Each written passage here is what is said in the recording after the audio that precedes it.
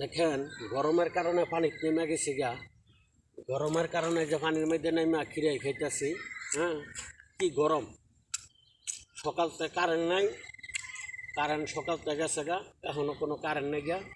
তো আমি যে পানি পুষ্কুনির মধ্যে আইছি গোসল করার লেগা, অন্য লাগে একটা ভিডিও বানাইলাম।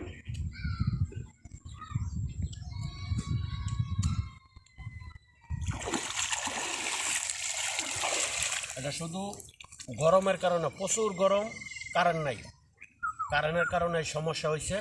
এই গরমের বাঁচার জন্য আমি এই পানিতে নামছি, সোজা করে পানিতে নামছি।